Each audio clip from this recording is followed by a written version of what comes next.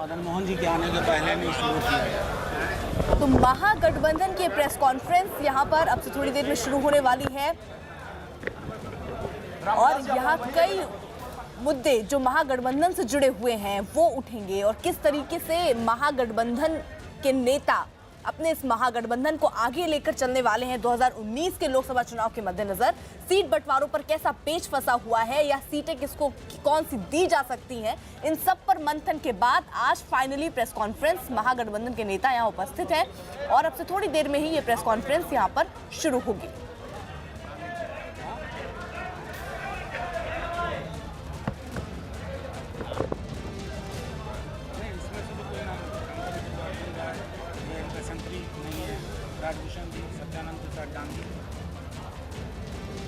तो आप आरजेडी के मनोज झा को देख रहे हैं और वो अब से थोड़ी देर बाद प्रेस कॉन्फ्रेंस को संबोधित करेंगे। महागठबंधन में सीटों के बंटवारे पर जो पेच था, कई उठापटक के बाद स्थिति अब क्या रही, किसको कौन सी सीट मिलने वाली है, उन सब पर अब प्रेस कॉन्फ्रेंस सबसे थोड़ी देर में। चंद्रमोहन इसी बीच हमारे साथ जुड़ चुके हैं। चंद्रमोहन, जो पेच थे गठबंधन पर सीटों के बंटवारे को लेकर, क्या लग रहा है कि आज प्रेस कॉन्फ्रेंस है वो पेच सुलझ गए होंगे और आज फैसला?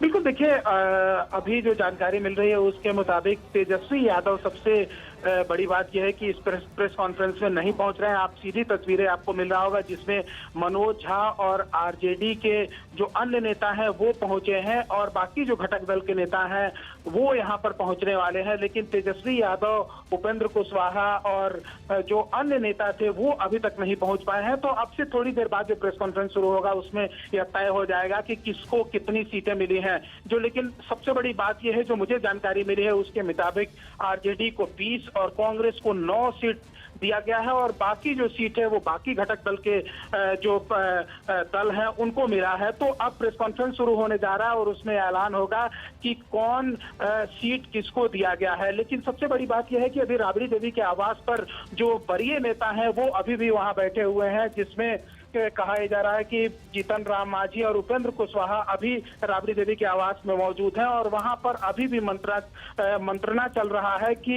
इस सीट बंटवारे का ऐलान किस तरह से किया जाए। तो जो तस्वीरें आप साफ तौर पर देख सकती हैं कि रोकूंगी आपको, मनोज झा कुछ बोल रहे हैं। करा लीजिए, माइक कहाँ? माइक ले, फोन है यहाँ,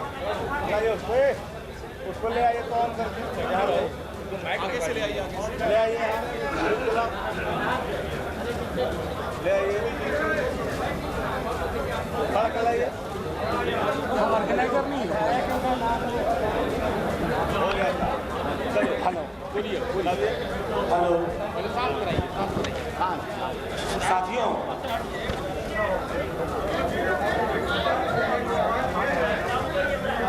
मनोज झा आप बोलने वाले हैं, हालांकि आरजेडी को रिप्रेजेंट कर रहे हैं, लेकिन हमारे सहयोगी बता रहे हैं कि अभी एक मंत्रणा राबड़ी देवी के घर पर बेटों के साथ भी चल रही है।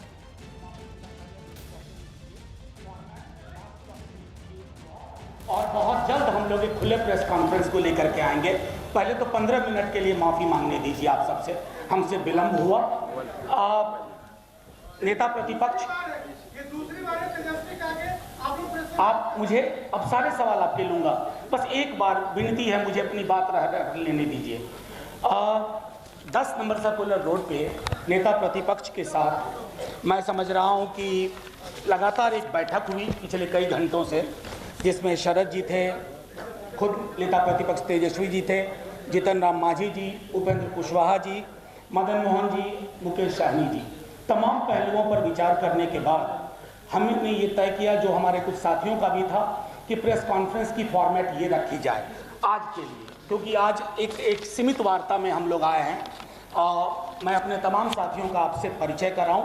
मदन मोहन जी आप सब जानते हैं, हमारे प्रदेश अध्यक्ष रामचंद्र पूर्वे जी, अर्जुन राय जी, BL बैसंत्री जी, राजभूषण जी, सत्यानंद डांगी जी, दानिश भाई और एक बार हमारे हम साथी विजय जी। शुक्रिया। मैं 2-3 बातें मोटी मोटी आप लोगों के समक्ष रखना चाहता हूं। चुनाव बेहद करीब हैं। ये महागठबंधन सामाजिक न्याय, समाजवादी सरोकार और धर्मनिरपेक्षता के महागठबंधन की पहली प्रेस वार्ता के रूप में लिया जाना चाहिए। ये गठबंधन सिर्फ हम दलों के बीच का गठबंधन नहीं है, मैं कहूँ तो ये नैसर्गिक स्वाभाविक गठबंधन है मजलूम और उत्पीड़ित आवाम का। इसकी नींव 2014 के मई के महीने में हमारे राष्ट्रीय अध्यक्ष लालू प्रसाद जी ने रखी थी। आज उस नींव पे देश के अलग अलग हिस्सों में इमारत बनाने की कोशिश हो रही है। आज अगर हमारे बीच में वो होते, हमारे समक्ष होते, तो और भी ऊर्जा का संचार होता। ये गठबंधन संविधान को सुरक्षित रखने, उसके पन्ने बचाने, संवैधानिक संस्थाओं को खात्मे से रोकने और दलित बहुजन समाज के आरक्षण को साजिश का शिकार न होने दिया जाए, क्योंकि हाल के दिनों में हमने देखा है कि ऐसा कुछ होता रहा और संसद सन्नाटे में तब्दील हो गई। इस गठबंधन के साथ 3/4 आबादी के संकल्प और सपने जुड़े हुए हैं। हमारी पूरी कोशिश होगी कि अब तक गैर बराबरी की जो चीजें, जो मंजिलें हमने गैर बराबरी खत्म करने को नहीं की हैं, वो सब हासिल करेंगे आबादी के अनुसार सत्ता और संसाधन में हिस्सेदारी तय करते हुए। आप जब हमारे गठबंधन की पूरी लिस्ट क्रमशः आने वाले दिनों में देखेंगे, आपको यकीन के साथ कहता हूं कि वंचित समाज का प्रतिनिधित्व, ऐसे समाज का प्रतिनिधित्व जिनके प्रतिनिधित्व पर अभी तक प्रश्नवाचक चिन्ह लगा हुआ था,